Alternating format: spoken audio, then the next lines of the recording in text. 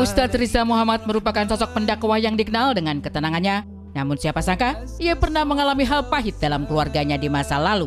Ustadz Riza mengungkapkan bahwa rumah tangga orang tuanya sempat diuji dengan kehadiran pihak ketiga. Kondisi tersebut menjadi beban trauma mendalam bagi sang ibu hingga mengakibatkan kesehatannya menurun drastis. Pihak ketiga, terutama pihak penggoda lah yang membuat akar dari semua itu.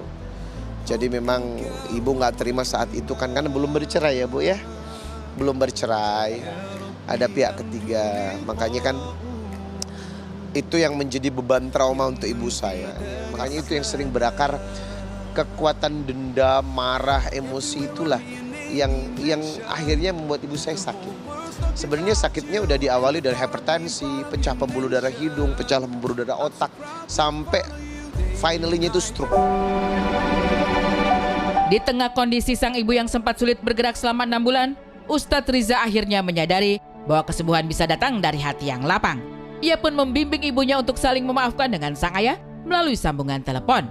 Sebuah keajaiban terjadi. Pasca momen haru tersebut, kondisi sang ibu langsung menunjukkan perubahan dan perlahan bisa kembali duduk dengan sendirinya.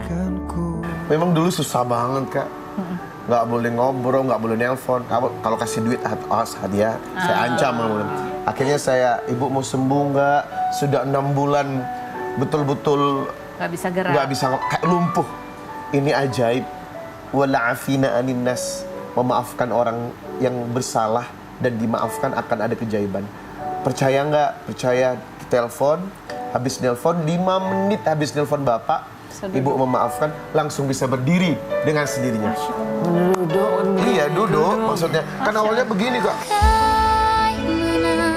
Meski pernah merasa kesal, Ustadz Riza memilih untuk tidak menyimpan dendam dan tetap berpegang teguh pada prinsip untuk selalu berbakti kepada orang tua. Meskipun sempat dilarang berkomunikasi oleh sang ibu, Riza secara diam-diam tetap menjaga hubungan baik dan berbuat baik kepada ayahnya. Terlepas dari masa lalu, jeleknya orang tua dan lain sebagainya, bagi saya harus tetap berbuat baik. Kalau saya sama bapak dari dulu terjaga, saya berusaha menjaga walaupun kadang sembunyi-sembunyi. Soalnya sama ibu nggak boleh berhubungan, nggak boleh komunikasi. Sembunyi itulah sebenarnya banyak orang yang mengira saya dengan bapak saya hubungannya tidak baik. Padahal tidak. Saya selalu sembunyi-sembunyi. Kini, hubungan Ustadz Riza dengan sang ayah pun semakin membaik dan terjaga tanpa harus sembunyi-sembunyi lagi.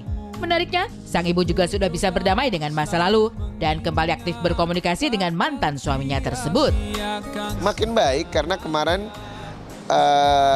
telepon-teleponan juga sama bapak. Kalau ibu ini sekarang sering telepon-teleponan, minta dikirimin mangga, minta dikirimin beras jagung. Iya.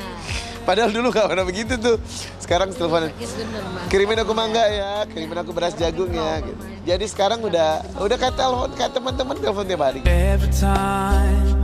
Di tengah membaiknya hubungan keluarga, Ramadan kali ini pun terasa jauh lebih hangat bagi Ustadz Riza. Ia memutuskan untuk sepenuhnya meluangkan waktu di rumah setelah beberapa tahun terakhir kerap disibukkan jadwal luar yang membuatnya sering meninggalkan keluarga. Alhamdulillah kami Ramadan kali ini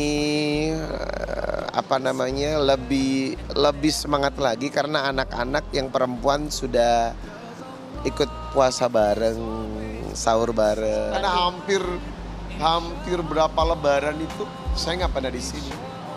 Jadi mau pulang hampir. Jadi saya yang nyamperin seringnya. Sekarang full sama keluarga. Seneng dong, seneng pastinya.